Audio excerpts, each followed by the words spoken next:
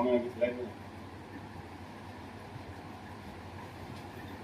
ପୁଣି ଗୁରୁ ଅଛନ୍ତି, ଜ୍ଞାନ ଦେବା ବାଲା ଅଛନ୍ତି, ବୋଇଲେ ତ ଆଉ କିଛି ଦରକାର କାହିଁ, କିଛି ଆବଶ୍ୟକ ନାହିଁ।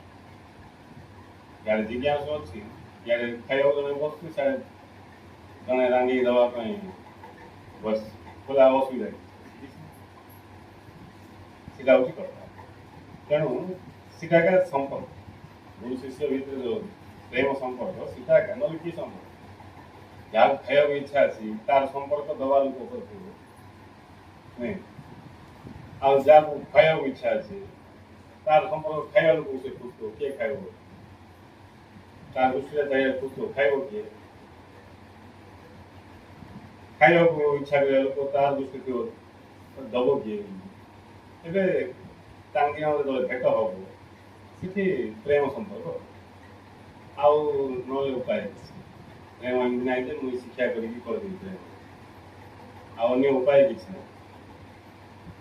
ସେ ଗୁରୁ ଶିଷ୍ୟର ପ୍ରେମ ସମ୍ପର୍କ ଭିତରେ ଏକା ଇଏ ବ୍ରହ୍ମାଗ୍ନି, ମାନେ ସେ ହୋସ ଜାଗ୍ରତ, ବ୍ରହ୍ମାଗ୍ନି ମାନେ ହୋସ ନାଇଁ, ହୋସ ଜାଗ୍ରତ। ଆଉ ଯେତେବେଳେ ହୋସ ଜାଗ୍ରତ ହେଇଯିବ ବାସ୍ କାମ ସରିବ, ହୋସକୁ ଆସିକି ସରିବ।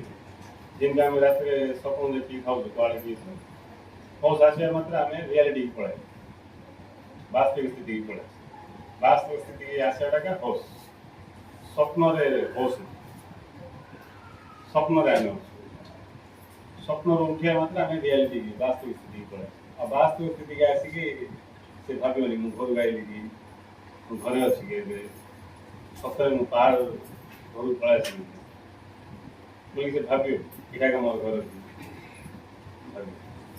ଯିଏ ରିଆଲିଟିକି ପଳାଇଲା ସେ ଭାବିବନି ଏଇଟା ସେ ସ୍ଥିତି କି ମୁଁ ମୋ ସ୍ୱରୂପ ପଳାଇଲି, ଏଇଟା ସ୍ୱରୂପ କୁହାଯିବ, ଆକୁଟା ନିର୍ମାଣ କୁହାଯିବ, କିନ୍ତୁ ଯାବା ପ୍ରଶ୍ନ ଅଛି ବୋଲେ ସେ ଆଉ ସ୍ୱପ୍ନ ଦେଉଛି। ଜାଗ୍ରତ ହେବା ଲୋକକୁ କାହାକୁ ବତେଇବାର କିଛି ଆବଶ୍ୟକ ପଡ଼େ, ଚେତା ନାଇଁ, ଚେତା ନ ହେଲା ପର୍ଯ୍ୟନ୍ତ ସ୍ୱପ୍ନରେ, ଚେତା ହେଲା, ଚେତା ତ ହେଇଗଲା ଆଉ, ଏଇଟା ହେଉଛି କଥା।